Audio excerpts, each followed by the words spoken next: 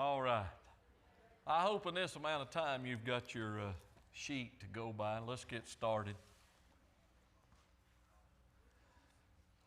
We'll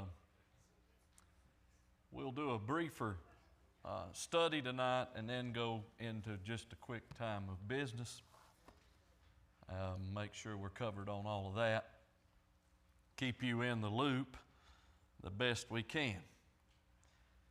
John chapter 21, beginning our reading in verse 1.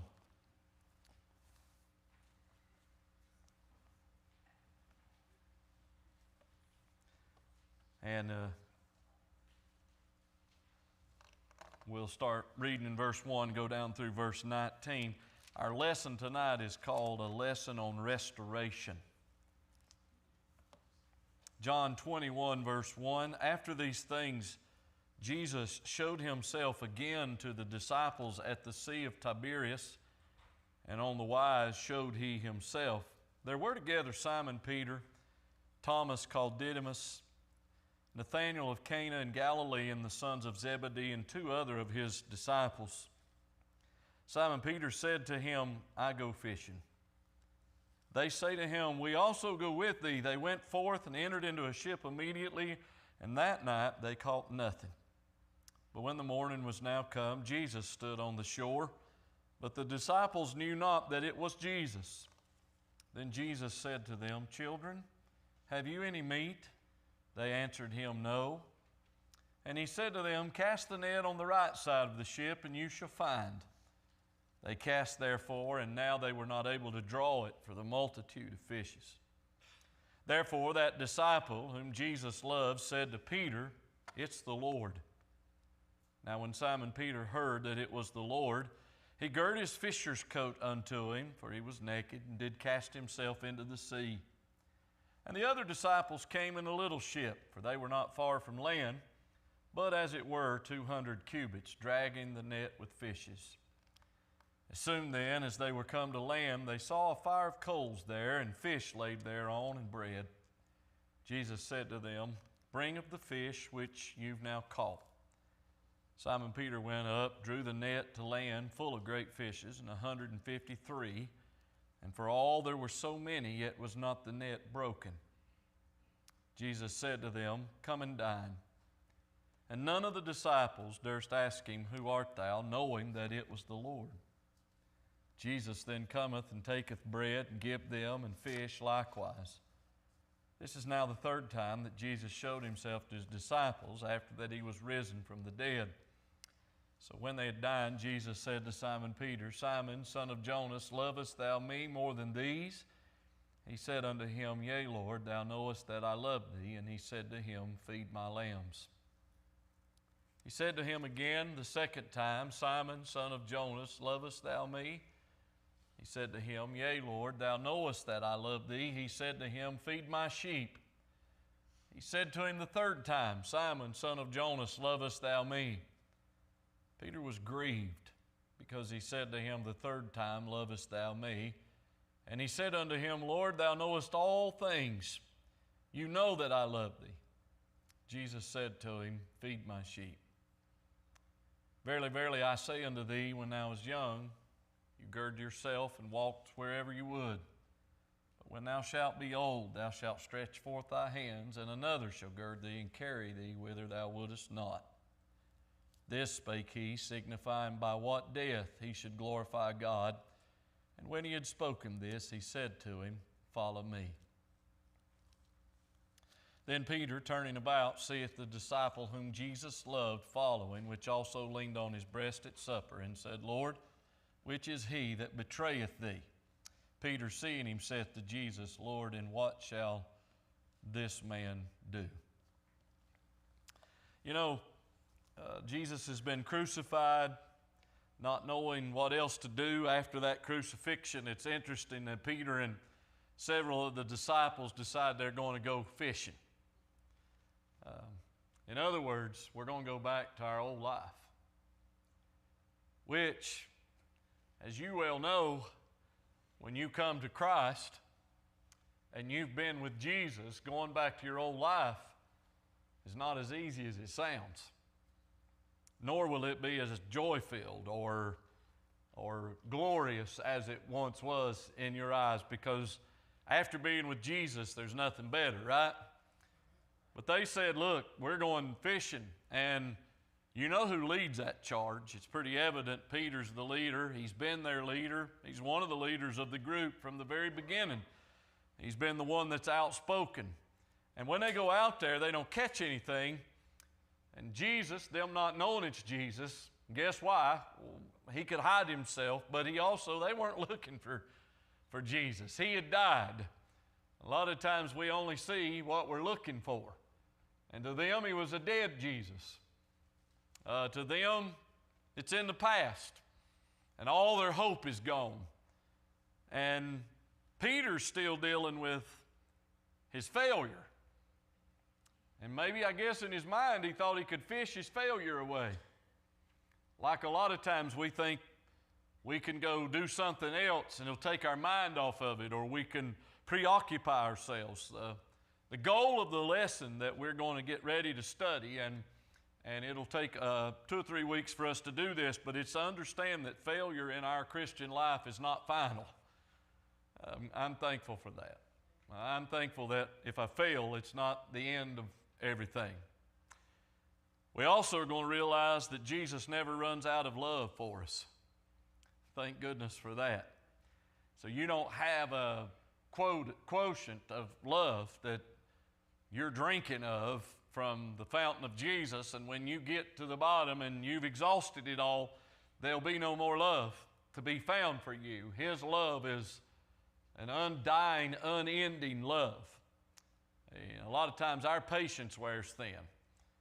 We go as far as we want to go with people, and then maybe we'll cut them off, but Jesus doesn't do us that way. And I hope and pray that what we see out of the lessons is we always run to Christ in repentance rather than in shame. Because you're going to have shame, but you run in repentance, and that's when you find that forgiveness. So it's, I guess a good sermon title for this would be called A Seaside Conversation. When Jesus is standing out there and he's just, he's cooking on the shore and watching some of his boys fish, and they don't catch anything. How many of you believe he didn't know that? And so he asked them, hey, you guys got any meat? And they answered him, no. And I don't think that was a pleasant no. I'm not much of a fisherman. I don't like fishing. I like catching. And so I've never been good at it. And when they yell no, it's been a long night. We didn't catch anything. I probably could hear them out there. I think we've lost our touch, boys. We've been with Jesus so long, we was with him, we forgot how to do this. We're not very good at it. He said to them, then cast your net on the right side. How many of us recognize this is not the first time? So some things are coming back to them, some familiar things. And here's what I find. If you read the previous edition of this, they argue with him. They tell him, well, what's the point? We know what we're doing. Who are you to tell us? But if you look at this text, the Bible says they cast therefore. So they have learned something, haven't they? They have caught on that, hey, last time we argued with somebody, we wound up having so many we couldn't get them in the boat. Well, wouldn't you know, the same thing happens, and then they know what they're dealing with. When these things start coming together, a young mother recently shared a story with a preacher. It said that her daughter took a fall off of the deck. The deck is about 6 feet off the ground, and she was sitting on the bench and decided to play, and months of her mama saying, no ma'am, get off that bench. You're going to fall. And trying her best to get her daughter to understand. Then there was that day, the daughter sneaked up there just like many other times before, and had the scare of her little life as a 2-year-old. Miraculously, she was spared of any injuries. She's just scared. Mom says, you know, I suppose it could have made me upset with her, but I wasn't. I was sad for her and with her. I didn't say I told you so. I simply held her close, sighed a thankful prayer of relief, dried her tears, and reminded her of the importance of obedience to what Mom and Dad tell her. Thinking about it now, it's a reminder of how God is with me when I disobey. I know exactly what my biggest temptations are, and yet I won't stay away from them. Doesn't that sound like humanity? Doesn't that sound like us? There are always consequences for our disobedience. She goes on to say, when I am battered and bruised and crying tears of pain and repentance over the mess I've made with my own hands, the Lord does not leave me to cry alone. He picks me up, He dusts me off, and He reminds me gently that He loves me. And obedience to His word is what keeps me safe. Psalm 119:11, Thy word have I hid in my heart that I might not sin against you. In John 21 that we just read, we see how Jesus restores Peter. Those three questions, do you love me? Do you love me? Do you love me? You know you're in a precarious position when Jesus is trying to figure out, which He doesn't have to figure out anything. He's trying to help you figure out, do you love Him? And how much do you love Him? Is what you're doing sincere? Are you sincere? What's at the heart of everything? It's what Jesus wants to see in our lives. He wants to see the truth of our heart, the reality of our heart. And so the first note in your notes, number 1, is futility. And that was verses 1 through 8. Futility. These disciples are defeated, they are discouraged, and they're hungry. Their master's gone. They'd gone back to what they knew best, and that was fishing. I found something out about Satan. I believe we know this, but we just need to hear it. This is what he does. He tempts us to discouragement.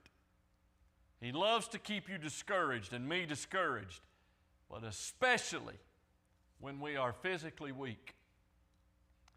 When you are at your tiredest, when you are drained, when you have come through something emotional, when you come through something very physical, the first thing Satan will try to do is drag you into a pit of despondency and discouragement.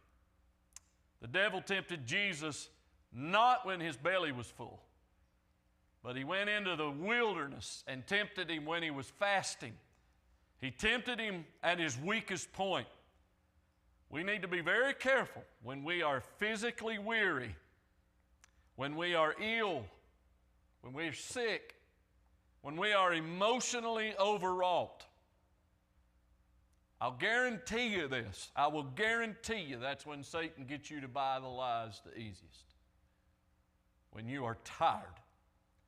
He will do everything he can to win a victory in your life. And that tiredness, let me tell you, mental fatigue is probably more draining than physical fatigue. You can be physically fatigued and take a short nap and be rejuvenated to some degree, but mental fatigue does not seem to wear off. Mental fatigue, you can sleep all night and wake up just as mentally fatigued as you was when you went to bed. And we got to understand that. It's when we're weak, we can actually be the strongest. That's what we've got to realize, that in our weakness, we can be made strong through Jesus. Listen to how Paul writes it in 2 Corinthians 12, verse 7 through 10. And lest I should be exalted above measure through abundance of the revelations, there was given to me a thorn in the flesh, the messenger of Satan to buffet me, lest I should be exalted above measure. I want some clarity on this myself, that verse. I'm going to pause at verse 7. The messenger of Satan. Now, I've had people tell me that was just a demon that stayed around Paul and constantly was plaguing Paul. But I want you to understand something as well, that we don't know what this was. Is it a physical infirmity?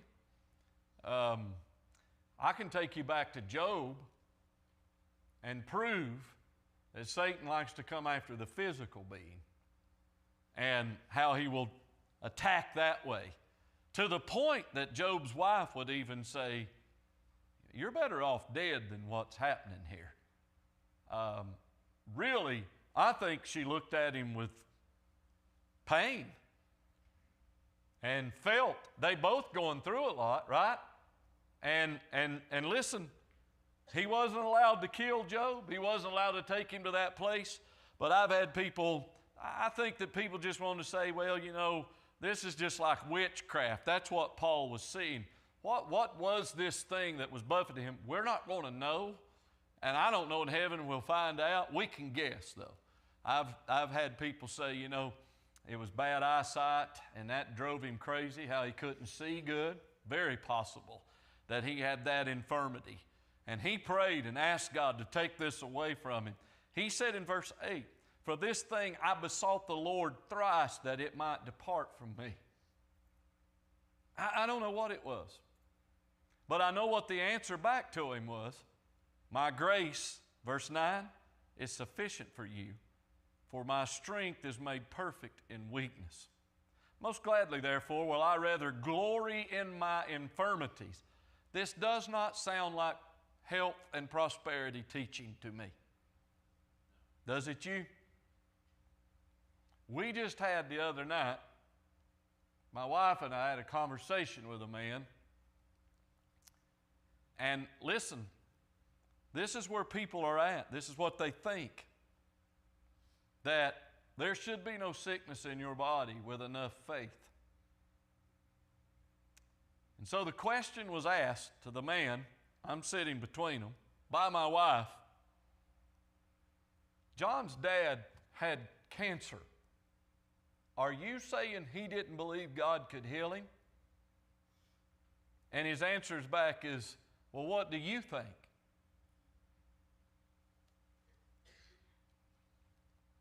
And I didn't open my mouth, but I wanted to.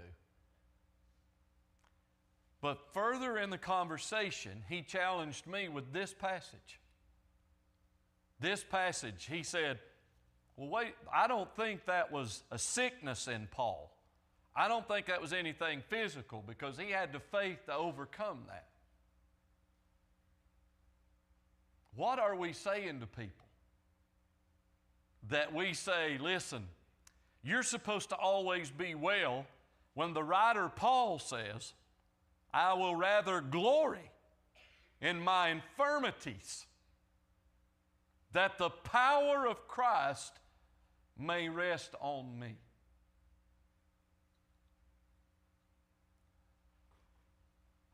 It is very likely God will want to use us more in infirmity than in wellness. God takes weakness and uses that weakness to prove himself. And we can glory in that, saying, you know what? Yeah. So the question then was asked by my wife, well, what about John's diabetes? I'm just sitting there like, yeah, what about it? Get him. Get him. What about my diabetes? And I told him this. I said, sir, listen, you don't think I've asked God to take diabetes? I believe people's prayed. I said, I was in my early 20s. I went from being fairly normal to my pancreas quit. It doesn't make insulin. But I said, listen, you know what I've learned? I've learned that I am not just a diabetic, I am a victorious diabetic. It don't rule me. I live with it every day, but could say, you know what? Every day is a reminder of the goodness of God. Michelle read me this little article about in 1920 when they started discovering insulin and how many children were laying in a ward dying in diabetic comas when this guy and some of his partners were like, you know what? Let's take, and they, I'm being fed right now with stuff from a pig. Is feeding me all the time to keep me alive. And where you eat, your body says, take care of that. When I eat, I tell this box on my side, take care of that. And that's just how it works. Thanks to those doctors, and in their minds and in their study saying, let's inject these kids with a little bit of this insulin and see what happens. And some of those kids, comatose kids, started coming to and started getting some energy back, coming out of their comas, and they discovered insulin. And here I stand tonight, a miracle of all miracles, since 1920, and we're down the road now, over 100 years, that they've got a box I can wear on my side that secretes a little bit of insulin with a sensor that talks to the box and says he needs a little more or you need to back it off. This thing will alert and tell me, you're going down, so we're going to cut it off. It'll cut it off automatically. So the way I look at it, God could heal me, or look at the gift He gave. And I think it's all about our perception and everything. And what I'm trying to tell you tonight is that Paul said, I rejoice in my infirmities. I don't lay awake at night saying, why me? Or why does this happen to me? Once God told me that He could make me strong in my weakness, in my infirmities, then I'm just going to trust Him. You don't hear Paul saying, heal me, heal me, heal me. You hear Paul saying, Lord, if I need to stay like this, but you be glorified more, I'm good with it. Use me, use me, use me. Listen again in verse 10. I take pleasure in infirmities. That don't sound normal, does it? I take pleasure in reproach, in necessity, in persecution, in distresses for Christ's sake. For when I am weak, then am I strong. What a lesson. I mean, if we didn't go any farther, isn't this a lesson? It's a lesson to think about that in your weakness, whatever it is that God drawing you into, whatever that you're going through, it's in that weakness. If you walked around always strong, listen to what happens. If you walk around saying, I'm supposed to always be well, I have more faith than you have faith, then here's what happens. It becomes about you and not about Christ. And if God's used any one of us at all, the problem, A, the disciples were faithless. Well, you don't want to say this, do you? They were faithless.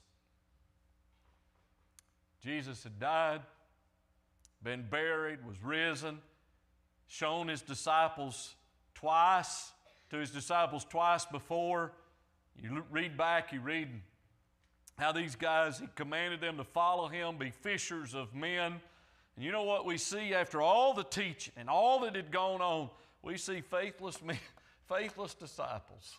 And I don't want to get too strong on them because we all do this. We all have a lack of faith. Sadly, we disciples, us tonight, the disciples of Christ, still lack faith. There was a time when Peter said, Lord, we've left all to follow you.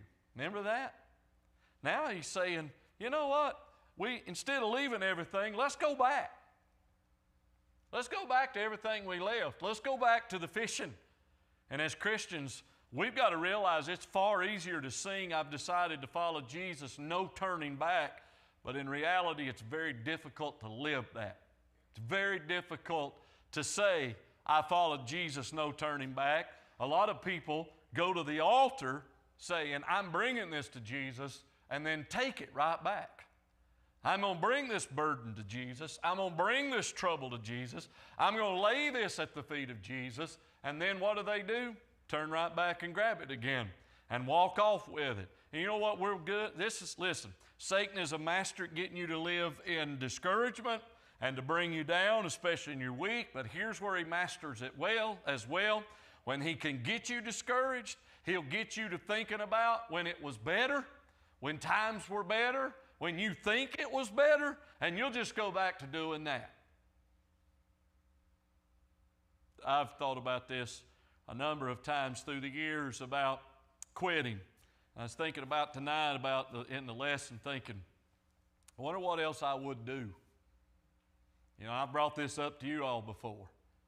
And I was thinking of the different jobs. If I was to leave ministry, what else would I have gone and done? And with diabetes, it would appear to me, he cut down a long list of things I could have done. A lot of places wouldn't have had me because this is a problem. And you get to thinking, well, let me ask this. What would you be going back to if you leave Jesus? If you leave wherever He's got you and whatever you're doing, and you say, you know what, I'm just going to go back. That's the thing. Peter said, let's go fishing. Let's re-crank up our old way of life, because that way of life we thought we had, that's not the way it's going to be. So let's just go back to our old way of life. And this is what happens in discouragement. Well, I'd be better off this or that. Some people even get to the point, well, I'd be better off dead. Well, if that's true, you'd be dead. That's just the fact. If you're supposed to be dead, you would be dead. If your appointment was already due, then you should be gone. So if you're not dead, it tells me you're still supposed to be doing something.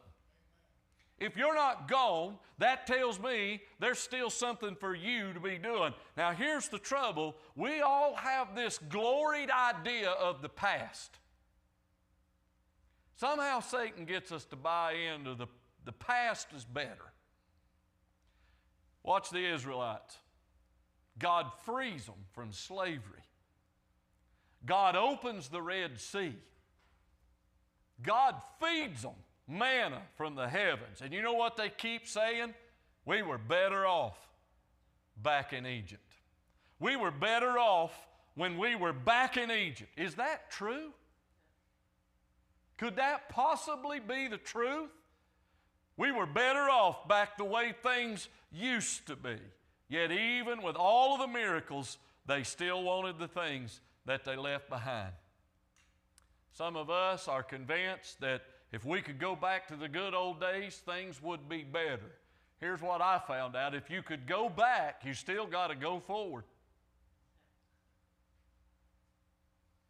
Right? So you can go back, but then you still got to live. And as you live, things are going to change. And you can't stop change. You know, I think that's why Lazarus probably sat down with Mary and Martha and said, what is your problem? I was dead. I had this thing conquered. It was over. Y'all whined and cried till Jesus had to make an example out of me and bring me out of there. And guess what I do now, sisters? I got to die again. I got to keep living, keep getting older, get sick again, and I'm going to have to die. Because if Lazarus was not sick, I would have him come run a revival. I would have him preach for us. But he had to go again. And I know they celebrated, but there's a sadness to that story. There's a sadness to the fact that Jesus said, I've got to prove to you I am the resurrection. I am the life. You know that that's future, but you need to see it now. He weeps at that tomb, and I think there's a lot in that weeping that would say, one, Lazarus, I'm sorry I've got to do this to you. I'm sorry I've got to use you as a living illustration. So come back and relive. And a lot of us think, well, if I could just go back, if we could just go back, have things the way they used to be, well, guess what? You can't.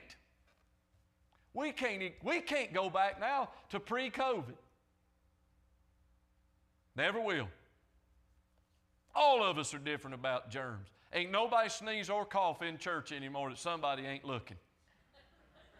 It ain't never been the same. It'll never be the same. Now you don't have colds. You have COVID. That's what they're going to check you for. They're always going to check you for. It's always going to be brought up, COVID. It's always going to be on, because we can't go back. That's the way it is now. That's just life. That's how it is. And we've got to understand that this is what Satan would say. Oh, if you could just go back to the way things used to be. Were they that glorious? Who wants to go back to no indoor plumbing? It's January.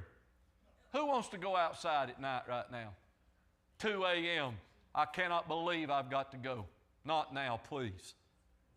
Not now, please. I'm fine with indoor plumbing. How about you? I'm good with it. No, who wants to ride a horse to church right now? That'd be a cold ride, wouldn't it? But you'll go out, jump in the seats of that thing, turn on the heated seats, and rejoice all the way home. We got to see ourselves to understand that we got to keep moving. You got to keep moving forward, and you can't always go back and do things the way they were always done. And Peter said, well, I think we ought to try. And Jesus was like, no, you got a new life now. But they didn't have the faith. You know, the first man let's look at Numbers 11. I want you to hear these folks. I want you to hear what we sound like. We remember the fish which we did eat in Egypt freely. Can you believe they said that? They were slaves. They were slaves and said, we remember the fish we ate freely. Who's duping them into believing this mess? Satan is. The cucumbers. Let me just say, I like cucumbers, but they're not the most filling of things. And when you are so messed up in your mind that cucumbers are bringing back great memories, you're in a spot. Well, you've heard this old saying, even a hog won't eat a cucumber. And the melons, and the leeks, and the onion. Boy, they've got a weird, I hear, we remember the salad. That's all I'm hearing. We remember the salad we ate freely. Because you want to know why? Because the Egyptians were eating steak. Because you were slaves. And you're eating salad, and all you want is salad. But now our soul is dried away. There's nothing at all besides this manna before our eyes. That's it. That's all we see. Because you see what you want to see. You see through the eyes that you want to see through. Discouragement, despair. What is it you see? And listen, I'm pessimist of all pessimists. Doing this teaching is teaching to me. I am not telling you how I am. I am telling you how we need to be. And if you wake up every morning and you're Mr. or Mrs. Jolly, good for you. Good for you. Help the rest of us out.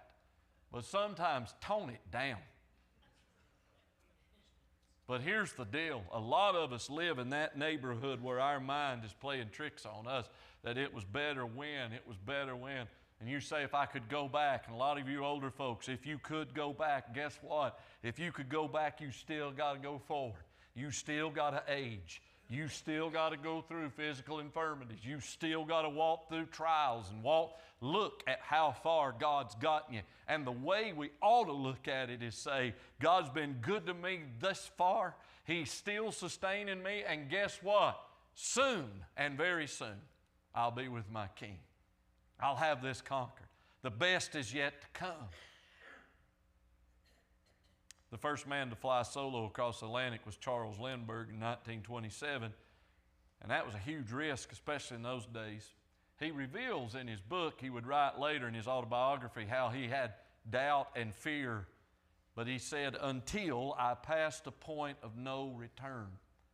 And he realized, I am closer to Europe now than I am the States. He said, I was past the point of no return. It was at that point in the journey he realized, you know what? I don't have enough fuel to go back. So he continued toward Paris. What takes us 7 hours today took him 33 and a half hours. He became a national hero. You know, as believers, we should see ourselves as past the point of no return. We should see that. Listen to me. We ought to commit ourselves to the Lord so that there's no turning back. I've come too far to go back again. I'm past the point of no return. I've given Him this much and He gave me all, and I'm not going back. I don't want things to be like they was. I want to know Him more. I want to know Him better. I want to have more faith. There's an old chorus that goes like this: after all He's done for me, after all He's done for me, how can I do less than give Him my best and live for Him completely after all He's done for me? How could we quit after all He's done for us? May we see ourselves as past the point of no return. I've gone too far. And just because some things in your life are not like they used to be, doesn't mean He's not good. Doesn't mean He's not God. And He said, if you'll give me your infirmity and you'll give me your weakness, it's in the weakness I can be made strong in you. It's when we see somebody rejoicing, even in pain, that we realize we're able to do that. People look around and see a living testimony of a holy God and say, if God could bring them through that, He surely can me as well. If God can walk them through that trial, He surely can me as well. But listen, don't be the object of people's fear. Don't sit around and once infirmity strikes say, oh, I'm telling you, I'm the most miserable. It's wretched. It's terrible. I don't know what I'm going to do, because people sit around and say, well, what about God? Where's God in all of this? We've been told that His grace would be sufficient. Is it true? And we need testimonies that say it is true. And I know in the immediacy of the storm, that's not always the easiest to see, is it? Not right when you're right in the middle of it. But then as you go on, you'll see His hand and you'll think, yeah, He was there. He was there. I see how He got me through that. Day by day by day by day, He got me through it. Moment by moment by moment, He got me through it. But at this point in our lesson, we're going to stop when Peter said, forget it. Let's go fishing. And that's really what life's going to do to you. It's going to have you charge forward or say, forget it. I miss the salad. Who wants the meat when you could have garlic and onions and leeks and cucumbers? Who wants to live off the manna of God when we could be back out there in Egypt making bricks in a baking sun and every night having salad? Don't that sound crazy?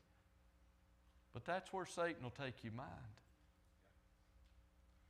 And he'll make you believe that what the world has is far better. What a shame. All right. I'm going to ask you to be seated for business for just a minute. Hey, I didn't get my financial report. Will you mind bringing that to me?